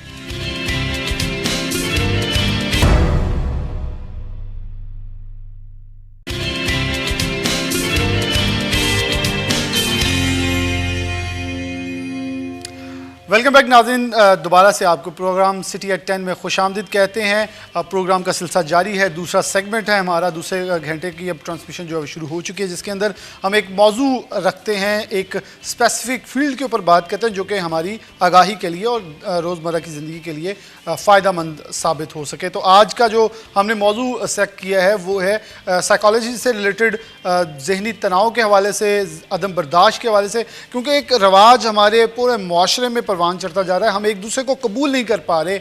बहुत सारी छोटी छोटी बातें, बहुत बड़ी बड़ी बातों पे लोग निगलेक्ट कर देते थे, लेकिन आज मैं अगर छोटी सी मिसाल दूं तो हम अगर इस वक्त गाड़ी, क्योंकि अभी थोड़ी देर बाद जो है वो स्कूल से छुट्टी का वक्त हो जाएगा, सुबह छोड़ने का वक्त होता है, तो हम छोटी छोटी बात पे सुबह और शाम तल कलामी होती है, गालम गलोच होती है, हाथापाई तक ये पोजीशन पहुंच जाती है। तो आखिरकार ये रवाज क्यों परवान चढ़ा है? इस मौजू पे हमने अपने साथ प्रोग्राम के अंदर जिसमें मदू किया है, फतिहा अशरफ हैं, माहिर नफ्सियात हैं और कैरियर काउंसलर हैं। फतिहा, बहुत शुक्रिया आपका हमें वक्त देने के लिए। सर, आपका बहुत ज़्यादा शुक्रिया, आपने मुझे इनवाइट किया ताकि मैं लोगों को मेंटल हेल्थ अवेयरनेस के बारे में बता सकूं। फतिहा से हम बाकायदा तौर पे आगाज़ करते हैं और आपके सामने वो तमाम चीज़ें रखेंगे जैसे हमें मुआशरे में जो नेगेटिव इम्पैक्ट है उसे ख़त्म करते हुए एक पॉजिटिविटी की तरफ, एक मुस्बत रुझान की तरफ और रवायत को आगे लेकर चलना है। फतिहा, क्या समझ रही इस वक्त साइकोलॉजी की मेन जो एम्स होती हैं वो तो ये है कि जहन से मुंसलिक तमाम चीज़ें, लेकिन उसमें हम नेगेटिव इम्पैक्ट हमारे मुआशरे में बहुत बढ़ चुका है। एक दूसरे पर इल्ज़ाम तराशी, अदम बर्दाश्त और कुछ भी कह देना और आगे से गालम गलोज, आपने भी रोड्स के ऊपर देखा, रोज़ की मामूल बन गया।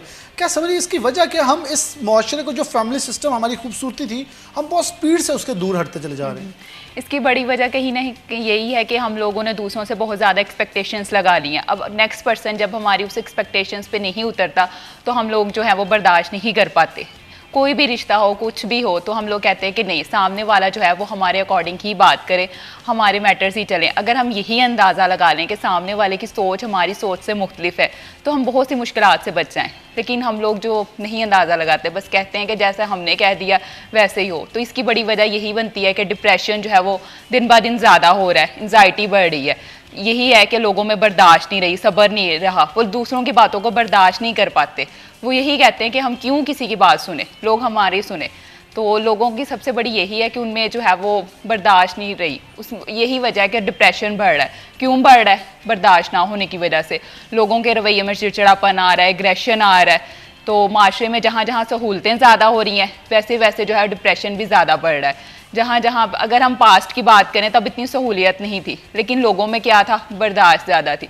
लेकिन आजकल जो है वो सहूलतें, फैसिलिटीज़ ज़्यादा हैं, लेकिन बर्दाश्त जो है वो कम हो रही है और मेंटल इश्यूज जो हैं वो ज़्यादा हो रहे हैं। अच्छा फतिहा, आपने जब बात की है कि हम किसी को सुनना नहीं चाहते, बर्दाश्त नहीं करना चाहते, या अपने आप को इम्प्लीमेंट करना चाह रहे हैं, इम्पोज करना चाह रहे हैं, ये तो एक बड़ी मखसूस किस्म हुआ करती थी साइकोलॉजी की। तो ये इतना बड़ा मुआशरे का हिस्सा कैसे बन गई? क्योंकि साइकोलॉजी के मुख्तलिफ टर्म्स के अंदर ये एक टर्म है कि एक ऐसी शख्सियत पाई जाती है इंसान के अंदर जो खुद को हेजबन कराना चाहती है कि मेरा हुक्म माना जाए, मेरी मानी जाए, जो मैंने कह दिया उसे हरफे आखिर समझ के तसव्वुर किया जाए। तो ये एकदम से मुआशरे के अंदर ज़्यादा क्यों एक्सीड कर गई है? क्योंकि पहले ऐसा नहीं था, कुछ लोग बर्दाश्त करते थे, मतलब एक तकसीम थी बड़ी खूबसूरत, चलते रहते थे, ऐसे लोग भी बता, लेकिन अब ऐसे लोग ज़्यादा बढ़ते चले जा रहे हैं। इसकी वजह यही है क्योंकि हर पर्सन यही समझता है कि मैं ठीक हूँ और सामने वाला गलत है, और वो यही कहता है कि सिर्फ और सिर्फ मेरी बात को ही तस्लीम किया जाए। तो अब अगर आप सामने वाले की बात पे एग्री नहीं कर रहे तो दोनों तरफ से क्या होगा? क्लैशेस ही होंगे। अब अगर हम यही कहते हैं कि सामने वाले की सोच मुख्तलिफ है, उसका नज़रिया मुख्तलिफ है, तो शायद हम बहुत सी मुश्किलात से, परेशानियों से बच जाएं। लेकिन बस लोग कहते हैं कि नहीं, हर पर्सन जो है वो अपने आप में ही मतलब 100% समझता है अपनी सोच को, अपनी बात को, और दूसरों को जो है उनकी बात सही भी हो तो उसको गलत तस्लीम करने पर तुला होता है। कोई भी हो, मतलब जहाँ पे पर्सन को अथॉरिटी मिलती है वहाँ पे ये केसेस ज़्यादा होते हैं। अगर मैं कॉलेज या यूनिवर्सिटीज़ की बात करूँ, प्रिंसिपल हो, वो किसी चीज़ में गलत भी हो, लेकिन वो टीचर्स को हमेशा जो है वो गलत ही कहेगा। क्यों? अपनी अथॉरिटी की बुनियाद पर। ठीक है, बाद में बेशक वो अंडरस्टैंड भी करें। हम इससे ये कह लेंगे कि कहीं ना कहीं जो गलती कोताही उन चीज़ों में आगे, जो हमारे बुजुर्ग थे, हमारे बड़े थे, उन्होंने जो ट्रेन करना था, अब उस जगह पे जो लोग मौजूद हैं उनके अंदर वो रवायात कम हो गई हैं कहीं। जैसे आपने टीचर्स का जिक्र किया या हेड का जिक्र किया, क्योंकि ये कहा जाता था जो बड़ा होता है उसका दिल भी उतना दरिया दिल होता है, वो हमें बताता है, हमें सिखाता है, खुद एब्जॉर्व कर लेता है। देखें, मतलब हम अगर किसी भी इंटेंसिटी की बात करते हैं किसी भी साइंस के अंदर, तो जो चीज़ थोड़ी सी वॉल्यूम में बड़ी होती है तो वो चीज़ें एब्जॉर्व करती है क्योंकि उसके पास कैपेसिटी ज़्यादा होती है। जैसे फॉर एग्जांपल मैं अगर आपको एक छोटी सी एग्जांपल नाज़रीन को दें, एक बड़ा एक्सपोर्टर है, नुकसान होगा तो शायद बर्दाश्त कर लेगा, लेकिन एसएमई नहीं बर्दाश्त कर पाता जो डॉलर का उतार चढ़ाव है। तो क्या वजह है कि ये जो बड़े वॉल्यूम वाले लोग हैं, जो बड़े हमारे बुजुर्ग हैं, वो इस रवायत से हटते क्यों दिखाई दे रहे हैं और उनको कौन सी चीज़ें अडॉप्ट करनी होंगी और इस स्पेसिफिक टर्म को साइकोलॉजी के अंदर क्या बताया जाता है और इसकी तशखीस के बाद इसका इलाज क्या है? जी, हम लोगों ने इसकी बड़ी वजह यह भी है कि हम लोगों ने कहीं ना कहीं बुज़ुर्गों की रवायत से दूरी इख्तियार कर दी है। उसकी बड़ी वजह क्या है? Mobile phone. हम लोगों के ओरल एक्सप्रेशन जो है वो ना होने के बराबर हो गए हैं। कोई भी बर्थडे है, कुछ भी है, हम लोग क्या करते हैं, सिर्फ व्हाट्सएप पे स्टेटस लगा लेते हैं, दूसरों को अपनी फीलिंग्स का इजहार करने का मौका ही नहीं देते। कैथारसिस जो है वो ना होने के बराबर हो गए हैं। हम लोग जो है अपनी फीलिंग्स को दबाए रखते हैं। अब हमारे पास जो है वो लाखों पेशेंट्स आते हैं, वो यही कहते हैं कि हमारी बात नहीं कोई सुनता। क्यों नहीं सुनता? क्योंकि आप सिर्फ अपनी बात को मनवाते हैं, आप लोगों पे सिर्फ हुक्म डालते हैं कि हमारी बात को ही सुना जाए, ठीक है। इसलिए भी लोगों का कैथारसिस जो है वो कम हो गया है। तो जब कैथारसिस कम हो गया तो लोगों में क्या है, एग्रेशन बढ़ गया, गुस्सा बढ़ गया, चिड़चिड़ापन आ गया, जिसकी वजह क्या है, मेंटल इश्यूज जो हैं वो ज़्यादा हो गए हैं। अगर इस इश्यूज़ को बर्दाश्त को जो पिछले ज़माने में अगर देखा जाए तो एक सेटअप होता था कि बुजुर्ग हजरात के पास बैठ के वो बच्चों को नसीहत करते थे, लेकिन आजकल जो है वो मोबाइल फ़ोन ने इसकी जगह ले ली है। सोशल मीडिया का दौर है, हर पर्सन जो है वो अपनी ज़िंदगी में इतना मसरूफ़ हो गया है कि उसके पास टाइम ही नहीं है कि दूसरों के बारे में सुने या अपनी बात दूसरों तक कहे, ठीक है। अगर हम यही रवायत मगरिब में देखें तो वहाँ लोग डिफरेंट नज़र आते हैं फतिया, क्योंकि लोग चाहते हैं हमसे कोई बात करे, आइसोलेटेड हैं, और हमारे ये आइसोलेशन एक नेगेटिव फॉर्म इम्पैक्ट क्रिएट कर रही है।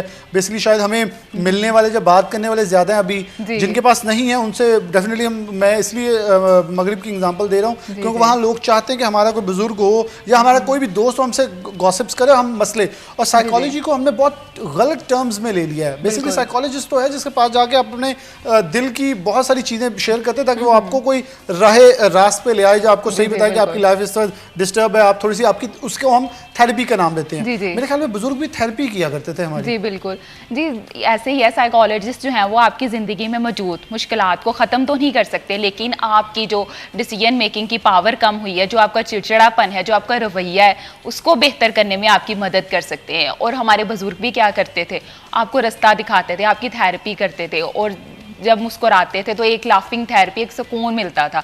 आजकल वो रिलैक्सेशन थेरेपी, वो सब कुछ ख़त्म हो गई है। लोगों के पास क्या है, वक्त नहीं है, ठीक है। और कुछ लोग ऐसे भी हैं, अगर हम बुजुर्गों की एज में जाके देखें तो वो ढूंढते हैं कि बच्चों के लिए, बच्चों के पास वक्त नहीं है, हर कोई अपनी ज़िंदगी में इतना मसरूफ़ हो गया है। तो कहीं ना कहीं इसकी बड़ा ये भी है कि लोगों के पास वक्त नहीं है, उन्होंने दूसरे लोगों को सुनना कम कर दिया।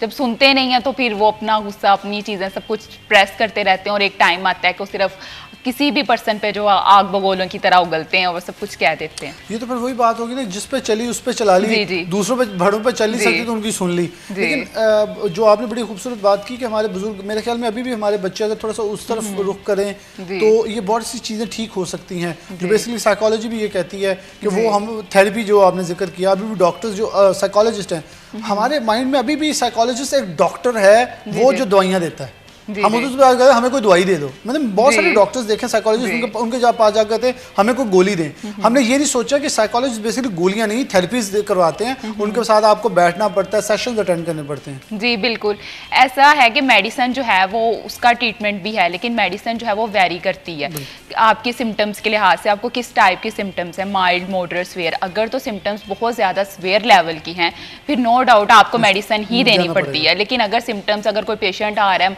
माइल्ड लेवल का, तो फिर उसको जो है साइकोथेरेपीज के लिए बेहतर किया जा सकता है। लेकिन ये नहीं है, ये लोगों के अंदर गलत माइंड है, मिसकॉन्सेप्शन के जी ये मेडिसिन जो है वो लाइफ टाइम यूज़ करनी पड़ती है। नहीं, ऐसा नहीं है, ठीक है। तो फिर उनको इस काबिल बनाया जाता है कि वो अपनी ज़िंदगी के फैसले खुद कर सकें, अपना जो है अपनी पर्सनल लाइफ, अपनी प्रोफेशनल लाइफ को बेहतर कर सके।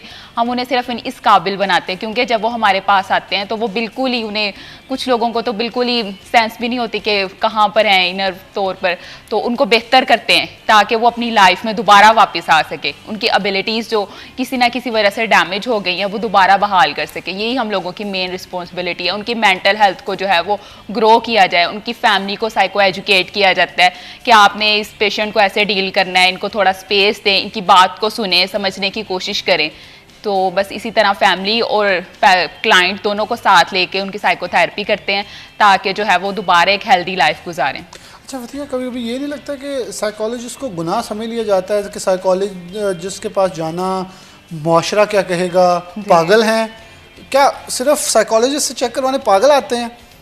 ये मुझे शायद इसके बारे में आगाही होगी, लेकिन नाज़रीन को सुनाना ये बहुत ज़्यादा ज़रूरत की बात है, क्योंकि हमारे माशरे में तसव्वुर बन चुका है कि डॉक्टर के पास जाएं तो बीमार ही हैं, हम चेकअप नहीं करवा सकते, और अगर साइकोलॉजिस्ट के पास जाएं तो फिर आप पागल हैं, आप ठीक नहीं। तो कभी कभी फील नहीं होता कि हम तो बेसिकली लोगों की थेरेपी जो उनको ठीक करते हैं, ये पागलों के लिए तो नहीं सिर्फ साइकोलॉजिस्ट बने। असल में इसकी बड़ी वजह यह है कि पाकिस्तान में जो है वो इस बात की अवेयरनेस बहुत कम है।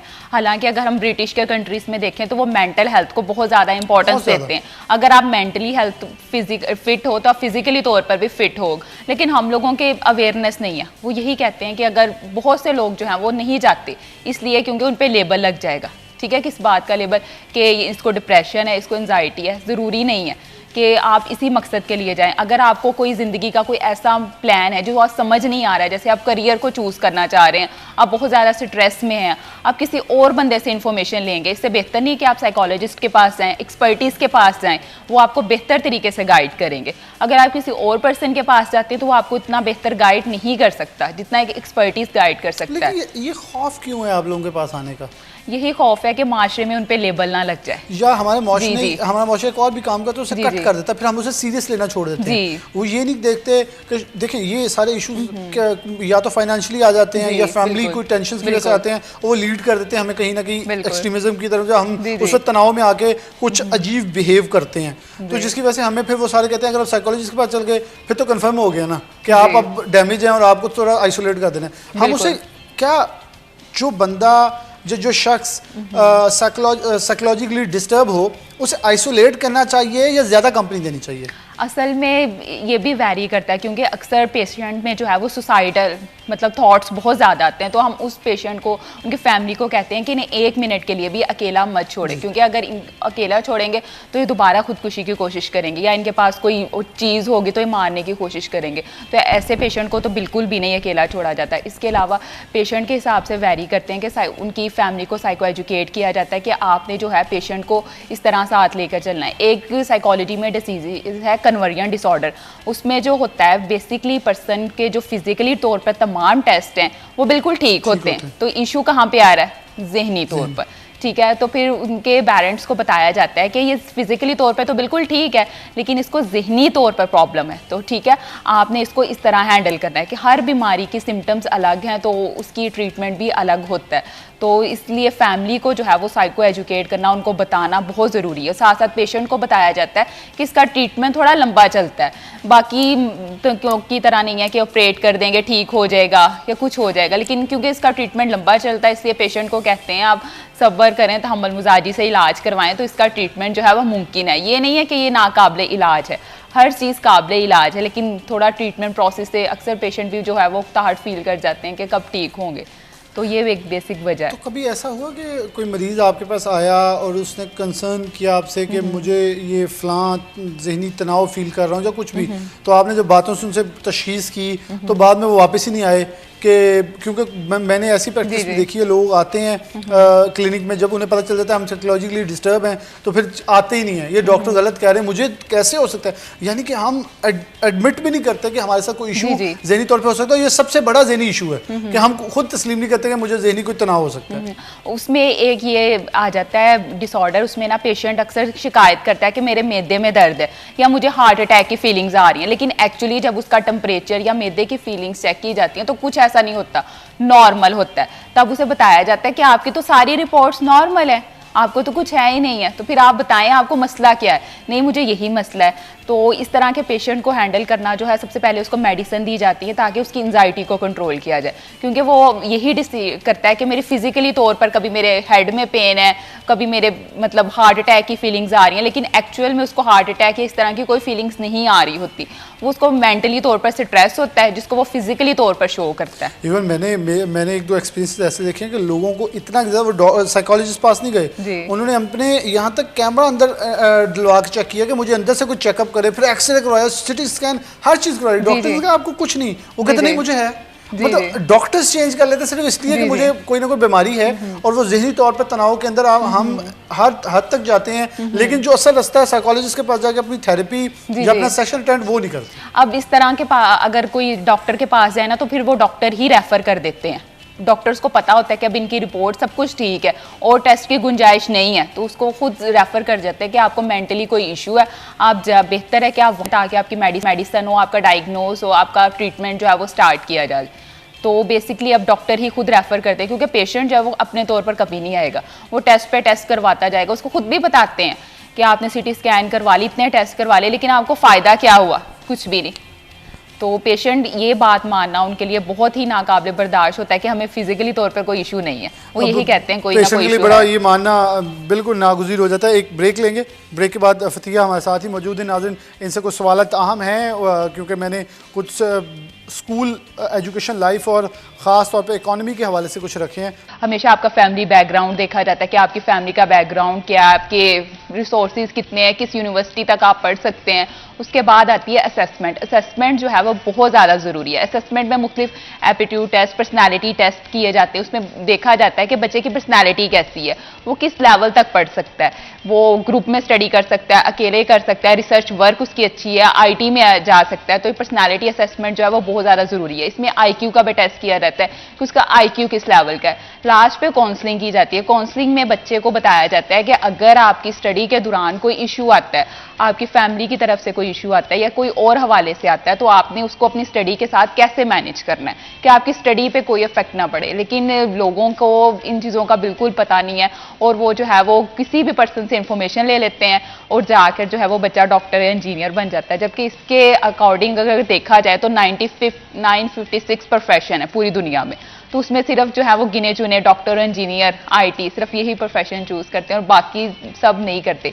इसलिए इन चीज़ों के लिए हमेशा एक्सपर्ट के पास जाना चाहिए ताकि उन्हें पता हो, वो आपको गाइड कर सके बेहतर तरीके से। क्या इसके अंदर एक बड़ी रुकावट ये नहीं है कि एक बच्चा जब स्टेप ले रहा होता है, हमारी फैमिली सिस्टम के बहुत अच्छे थे, जी आज फैमिली सिस्टम वैसा नहीं है कि बच्चे को खुद मुख्तार बनाने जाए, उसे कदम उठाने के लिए एम्फसाइज किया जाए कि आप स्टेप ले रहे हो तो उसे बकअप किया जाए, बल्कि वो स्टेप ले रहे हो तो उसे सोच लो, तुम नाकाम ना हो जाओ। वो बच्चे के अंदर एक स्टिग्मा बैठ जाता है कि मैं अगर नाकाम होगा तो मेरा फ्यूचर क्या है। वो अपने फ्यूचर को सोच सोच के इस हद तक डाउन होता है कि बाद में वो उस चीज को बैठा लेता है कि मैं इस चीज में कामयाब नहीं हो सकता, और लेटर में उसकी लाइफ में एक डिस्टर्बेंस जो है वो पैदा भी कर देती है। उसकी बड़ी वजह यह भी है कि पहले जो थे मदर और फादर जो है वो वर्किंग नहीं थे, ठीक है, मदर स्पेशली वर्किंग नहीं थी, वो बच्चों की असेसमेंट करती रहती थी, उन्हें पता होता था कि मेरे बच्चे की पर्सनालिटी ऐसी है। अब 80% मदर्स जो हैं वो वर्किंग है, उन्हें बच्चों का नहीं पता होता कि उसकी पर्सनालिटी असेसमेंट क्या है, उसका IQ कितना है, उसका इंटरेस्ट किस चीज़ में है, वो रिसर्च में अच्छा है, वो IT में अच्छा है, वो किस चीज़ में अच्छा है, नहीं पता होता, और ना वो किसी एक्सपर्ट के पास जाते हैं बताने के लिए। अब एक बच्चा है वो इंजीनियरिंग कर लिया, तो इंजीनियरिंग करके वो ट्रेनर बन गया, तो सारी दुनिया उसे यही देगी, लो इंजीनियरिंग से ट्रेनर बन गया, कि लोग भी इस चीज़ को बाद में एक्सेप्ट नहीं करते। ठीक है, अगर कोई डॉक्टर बन के बाद में कोई और फील्ड में चला गया IT में, तो कहेंगे लो MBBS करने के बाद IT में चला गया। अगर आपको आपका प्रोफेशन से फटीग होती है, आपको मंडे का दिन बुरा लगता है, तो उसका मतलब ये है कि आप सही करियर में नहीं है, आपका पैशन ही आपका प्रोफेशन होना चाहिए। लेकिन हम लोग जो है वो मोस्टली ये बात सच है कि अगर आपको मंडे वाले दिन दिल ना करे आने को, हाँ जी, ये तो फिर मेरे सारे हम डी ट्रैक हुए हुए नहीं बिल्कुल भी नहीं। कभी कभी बंदे का, इंसान का ये दिल कर रहा होता है हाँ यार आज छुट्टी मिल जाए, बट वो तो उसमें नहीं आती ना। जी जी, कभी कभी तो हो सकता ये है, लेकिन कभी हम भी सोच रहे होते हैं बैठे कि ज्यादा मतलब 2-3 वीक जरा हैवी लग जाए तो सोच रहे होते हैं यार थके हुए हैं, तो हमें तो नहीं उसमें शामिल किया जाएगा, हम बच जाएंगे। उसमें यही होता है कि कभी कभार जैसे आप कह रहे हैं कि काम को फिर वो आपको अपनी स्ट्रेस मैनेजमेंट करनी पड़ती है, काम को जो है वो लेकर चलना पड़ता है, उसकी मुख्तलिफ होती है। लेकिन अक्सर होता है ना कि जा रहे हैं, काम करने को दिल ही नहीं कर रहा, बस धक्का स्टार्ट, हम वो गलत ट्रैक पे जी जी, आप हमेशा राइट पर्सन राइट प्लेस, ठीक है। अगर आप सही जगह पे नहीं है तो इसका मतलब यही है कि आप काम बिल्कुल नहीं कर सकते, ठीक है। हमारे लिए आजकल राइट प्लेस कौन सी है? जहां पैसे मिल जाएं, काम कम हो। अक्सर जो ऐसे स्टूडेंट्स भी हैं, उनसे पूछा जाता है उसके असेसमेंट के टाइम आपको अर्निंग की जल्दी है, तो फिर उनको जो है उनके अकॉर्डिंग काम करवाया जाता है। अक्सर रिसर्च में अच्छे होते हैं, उनको एजुकेशन में लेके जाया जाता है। अक्सर IT में अच्छे होते हैं, उनको IT में। अगर आपको पैसे की जल्दी है तो फिर तो मैट्रिक के बाद आजकल डिफरेंट वैरायटीज़ हैं ऑनलाइन वर्किंग की, आप वही सीख लो, यूनिवर्सिटी लेवल तक जाने की क्या ज़रूरत है। ये भी नहीं, चीज अब है। तो वैसे भी मतलब मेरे ख्याल में बहुत सारी स्किल्स हैं। जी, जी। हम अब YouTube पे देख लें, जी, जी। व्लॉगर्स देख लें, भरमार है और मुख्तलिफ कंटेंट और बड़ा अच्छा कंटेंट बना जी, रहे हैं जी, लोग, बिल्कुल। उसको प्रमोशन भी हो रही है। जैसे आपकी जी, जी। साइकोलॉजी से रिलेटेड लोग आ रहे हैं, बिल्कुल। सेशंस दे रहे हैं और लोग बिल्कुल। सुनना चाह रहे हैं इस सारी चीज को। तो क्या लग रहा है कि स्टूडेंट्स के पास, तालिब इल्मों के पास एक बहुत बड़ी जिद्दत मौजूद है, लेकिन हम अपने आप को कैद करके बैठे हुए हैं कहीं मखसूस जगह के ऊपर। उसकी बड़ी वजह यह है कि हम ट्रेंड्स को फॉलो करते हैं। हम देखते हैं कि अगर फलाने के बच्चे ने उस चीज में अच्छे नंबर लिए हैं, उसका वहां से पैसा कमा रहा है, तो हम भी ले सकते हैं। हर बंदा हर चीज नहीं कर सकता। हमें ये चीज एक्सेप्ट करनी पड़ेगी कि हर चीज के लिए हर पर्सन फिट नहीं होता। अगर कोई आईटी में अच्छा है तो जरूरी नहीं है कि आप भी अच्छे हो। अगर कोई अच्छे नंबर लेकर डॉक्टर बन रहा है तो उसका मतलब ये नहीं है कि आप भी बनो। बस क्या चेंज करनी है, अपनी सोच को तब्दील करनी है। लेकिन फिर वो मुआशरा जो फैमिली की सोच को कैसे चेंज करेंगे, जो कहते हैं देखिए उसके बच्चे ये बन गए आपके नहीं बनते, क्योंकि हम जी, जी। ये हमारे असल इशू कहीं ना कहीं स्टार्ट होता है, जी। फिर वहीं जाता है, एक सोशल इशू आ जाता है कि देखे ना उसका बच्चा कर सकता है, आपका क्यों नहीं कर सकता, और वालिदैन ये सोचने लग जाते जी, हैं। बिल्कुल। मेरे अगर भाई का बेटा जब वो फिर कहते हैं ना घरेलू तौर पे बीवियां कहती हैं देखें उसके बच्चे ये बन गए, हमारे क्यों नहीं बन रहे, और फिर वो भी अक्सर आ कहते हैं, मतलब कुछ लोग अपने बच्चों को शो ऑफ करना शुरू कर देते हैं। इवन मेहनत बेशक बच्चों की हो, वालिदैन की होती है साथ, लेकिन वो शो ऑफ करते हैं, दूसरों की तरफ एक कॉम्प्लेक्स शुरू हो जाता है। उसकी यही बड़ी वजह है कि लोगों को पता ही नहीं होता, अवेयरनेस नहीं होती कि हमारे बच्चे का आईक्यू लेवल किस लेवल का है। वो ठीक है, शायद ज्यादा उस दूसरी फील्ड में जो कि शायद कम इंपॉर्टेंट या फेमस हो, लेकिन पैसा ज्यादा कमा सकता है, जो आपको जरूरत भी और ज्यादा खुश रह सकता है। और कामयाबी के लिए सबसे बड़ी यही चीज है कि आपको खुद शनासी का पता हो। आपको पता हो कि आप किस लेवल तक जा सकते हो, आपकी कामयाबी किस चीज में है। अगर आपको जिंदगी में यही नहीं पता आपने आगे करना क्या है, तो फिर रास्ते का ही नहीं पता, तो फिर जाएंगे कहाँ। और सबसे बढ़कर हम लोग यही है, कंपेयर बहुत करते हैं अपने बच्चों को। कभी किसी के साथ कंपेयर मत करें। हम अपने बच्चों का 90% दूसरों के 10% से कंपेयर करते हैं और डिप्रेशन में चले जाते हैं। कंपेयर नहीं करना चाहिए, मुआवजा नहीं करना चाहिए, क्योंकि हर बच्चे की पर्सनालिटी अलग है। क्या पता आपका बच्चा जो है वो स्किल्स बहुत अच्छे सीखता हो, जरूरी नहीं। वाकई इंसान ने पैसा तो कमाना है, लेकिन जरूरी नहीं है। अक्सर बच्चों का ऐसा भी देखा जाता है कि वो थोड़ी सी मेहनत करते हैं लेकिन बहुत अच्छे मार्क्स ले लेते हैं, और अक्सर जो है वो बहुत ज्यादा मेहनत के बावजूद जो है पीछे रह जाते हैं। लेकिन कुछ ऐसे भी होते हैं जो बोर्ड में सिर्फ 3 मार्क्स रह जाते हैं, उस पर भी रो रहे होते हैं, ये 3 में से एक और आ जाता, तो ये भी किस्म इसी मौसम पर जाती है। तो वहां वो बच्चे भी स्ट्रेस में चले जाते हैं कि मेरी एक नंबर की वजह से पोजीशन रहेगी, ये भी डिसऑर्डर की तरफ लेके जाता है। इसकी बड़ी वजह यही है कि हमने कहीं ना कहीं एजुकेशन सिस्टम को सिर्फ और सिर्फ नंबरों से मेजर कर दिया है। भारी वजनी बैग और ज्यादा नंबर, और सिर्फ नंबर से मेजर करता है कि अच्छे नंबर आएंगे तभी तुम्हें मिलेगा रिकॉर्ड, A+ ग्रेड लोगे तभी तुम आगे जा सकोगे। तो ये इस तरह की ये चीजें जो है वो एजुकेशन सिस्टम से खत्म होनी चाहिए। इसकी और ये कौन खत्म कर सकता है? ये टीचर ही। ठीक है, हम कहीं ना कहीं पर्सनालिटी ग्रोथ को रिमूव कर रहे हैं। बच्चों की पर्सनालिटी को बिल्कुल ही नहीं, उन्हें बता ही नहीं रहे कि जिंदगी में आपका मिशन क्या होना चाहिए। उन्हें बता ही नहीं रहे कि क्या इस्लाम की तबलीग थी, सच बोलना चाहिए। इन चीजों पे बिल्कुल नोट नहीं कर रहे, सिर्फ और सिर्फ नंबर पे।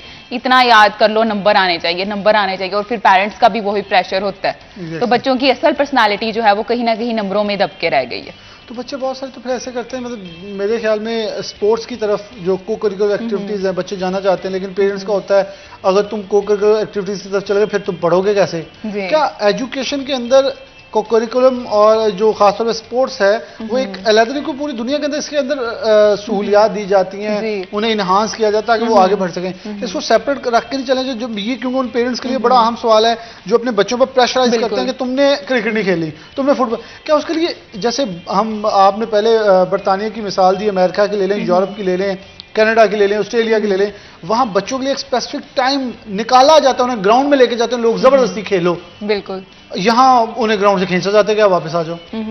अब तो लोगों ने शायद खेलना छोड़ ही दिया है। ठीक है, जो भी उन्हें फ्री टाइम मिलता है वो ज्यादातर मोबाइल पे या लैपटॉप पे वेस्ट करते हैं, दिमाग भी नहीं चल पा रहे। जी, तो अब अगर पेरेंट्स की बात करूं तो वो यही कहते हैं कि चीजों को भी मैनेज करें। उन्हें भी पता हो कि अगर स्टडी करनी है तो स्टडी के टाइम स्टडी और खेलों के लिए अलग से टाइम हो। लेकिन वो अगर कहते हैं कि अगर बच्चे जाएं तो नेक्स्ट जाके इसका फ्यूचर क्या होगा, कहाँ से अर्निंग होगी। अब इन फील्ड्स में वो लाखों तो नहीं अर्न कर सकता, ऐसे ही है ना। नो डाउट अगर वो कोई अच्छा डॉक्टर या इंजीनियर बन जाए तो उससे वो लाखों भी अर्न कर सकता है। मेरे ख्याल में आजकल तो क्रिकेट या हॉकी फुटबॉल में ज्यादा पैसे कमा सकता है। कहाँ नहीं देखें आप PSL देखें, जी अगर जी, आप लेकिन हर पर्सन जो है PSL तक तो नहीं ना जा सकता है, काम खिलाड़ी। अपॉर्चुनिटीज मौजूद है ना। जब हम एक चीज को देखें, अब कोई कामयाब डॉक्टर भी तो नहीं बन सकता, उसे एक महदूद हद तक तो रुकना पड़ेगा। अगर वो बनेगा तो वो उतने कमाएगा, और डॉक्टर्स के अंदर भी कंपटीशन तो बहुत बढ़ गया, वहां जाके भी फिर आपके लिए एक मौशी मुश्किलात आ जाएंगी। वो इकोनॉमी की तरफ जा रहे हैं। मैं एक ब्रेक के बाद दोबारा हाजिर होता हूँ। फतिया हमारे साथ मौजूद है, एक ब्रेक लेते हैं, ब्रेक के बाद दोबारा हाजिर होते हैं।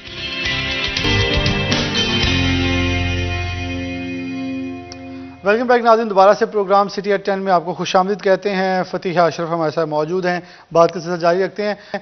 ख़ास तौर पे अब बात करेंगे हम मौशी मुश्किलात के ऊपर। क्या समझती हैं कि एक घर के अंदर, एक कारोबार के अंदर, एक सिंगल इंसान के अंदर, खुद मुख्तार इंसान पर, वो मर्द हो, खातून हो, मौशत, फाइनेंशियल इशूज़ किस हद तक इम्पोर्टेंट है? बहुत ज़्यादा। आपकी तकरीबन सारी मतलब 90% लाइफ जो है वो आपकी माशियात पर डिपेंड करती है। अगर आप माशी तौर पर फिट है ना, तो आपको मतलब मेंटली इश्यूज जो हैं वो कम फेस करने पड़ते हैं। लेकिन अगर आपने रोज़ाना किसी ना किसी का उधार देना है, किसी चीज़ की कमी पेशी है, तो आप स्ट्रेस में आ जाते हैं, आपका स्ट्रेस लेवल जो है वो बढ़ जाता है। इसलिए अपने मतलब आपको माशी इशू जो है उनको कंट्रोल करना, उनको बैलेंस रखना, ये बहुत ज़रूरी है। तो फिर जो डिसऑर्डर में चले जाते हैं, इस वजह से कारोबार में थोड़ा सा नुकसान हो गया, अच्छा करोड़ों का फायदा हो जाए, फिर हम डिसऑर्डर में नहीं जाएंगे, लेकिन लाखों का हो जाए, हम डिसऑर्डर में चले जाते हैं, डेफिनेटली एक चले एक सर्कल लाइफ का। लेकिन इसको फिर कैसे कैटर करना है, वापस कैसे आना है अपने उसी ट्रैक के ऊपर? क्योंकि अगर आप हार मान जाएंगे या हथियार छोड़ देंगे, फिर जंग तो नहीं जीती जाएगी। इसमें भी लोगों की पर्सनैलिटीज़ हैं। कुछ लोग जो होते हैं काफ़ी ऑब्सेसिव टाइप होते हैं, छोटे छोटे नुकसान से भी मतलब दिल बर्दाश्त हो जाते हैं। कुछ जो होते हैं बड़े बड़े नुकसान से भी कहते हैं कि नहीं, अगर नुकसान मिला है तो फ़ायदा भी हो। लोग अक्सर जो है वो स्ट्रेस में बहुत चलते हैं। तो स्ट्रेस में जाने की वजह भी यही है कि अगर लाखों का नुकसान हुआ है तो स्ट्रेस में चले जाएंगे। लेकिन उस चीज़ को हमें ऐसे मैनेज करना पड़ेगा कि अगर नुकसान है तो साथ फ़ायदा भी है, दोनों साथ साइड बाय साइड चलते हैं। और ये तो बिजनेस का असूल भी है कि जहां फायदा है वहां नुकसान भी होता है। बिजनेसमैन भी वही है जो नुकसान को बेयर कर लेता है और उसे ज़हनी तौर पर कबूल कर लेता है। बिल्कुल बिल्कुल। अगर आप ज़हनी तौर पर किसी चीज़ को एक्सेप्ट करेंगे तभी तो आप फिजिकली और ज़हनी तौर पर हेल्दी रहेंगे। लेकिन अगर आप एक्सेप्ट ही नहीं करते, हम लोग जो है वो सबसे पहले चीज़ों को एक्सेप्ट नहीं करते। हम अपनी सोसाइटी की बात लगा लें, अगर किसी को डिप्रेशन है या किसी का बच्चा जो है वो स्पेशल एजुकेशन में आ जाता है, हम लोग उस चीज़ को एक्सेप्ट ही नहीं करते, हम मानते ही नहीं हैं, कहते नहीं कुछ भी नहीं हुआ, ठीक है, इसने ठीक हो जाना है। सबसे पहली बात एक्सेप्टेंस आ जाती है, आपको चीज़ों को एक्सेप्ट करना पड़ता है।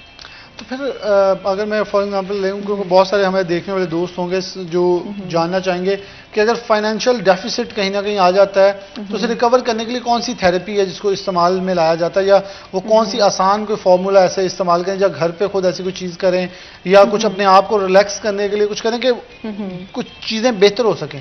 सबसे पहले तो हम लोगों ने अपनी डेली लाइफ में जो है एक्सरसाइज और वॉक जो है वो बिल्कुल ख़त्म कर दी है। ठीक है, तो हम लोगों को अपनी डेली लाइफ को इस तरह मतलब रूटीन को मैनेज करना पड़ता है कि जो वॉक है उसको ज़रूर अपनी रूटीन में शामिल करें।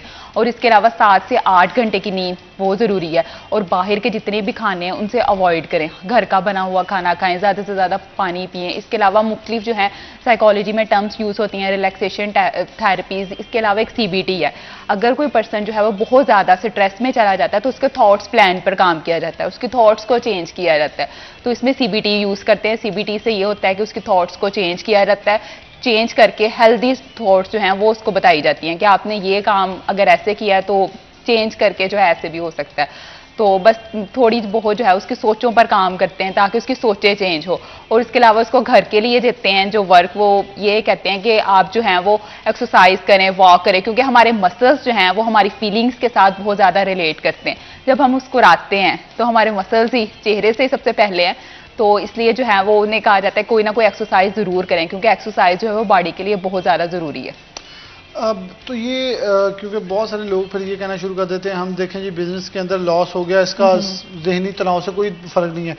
क्या मौशी तौर पर बदहाली या मौशी नुकसान का होना भी जहन से मुंसलिक है? जी बिल्कुल। हम लोग अगर हम अपनी बात बताएं या किसी भी शख्स की नुकसान वाले या किसी की बताएं, हम कहीं ना कहीं अपने माजी में या अपने मुस्तकबिल में रहते हैं। हमने आज प्रेजेंट में रहना तो छोड़ ही दिया।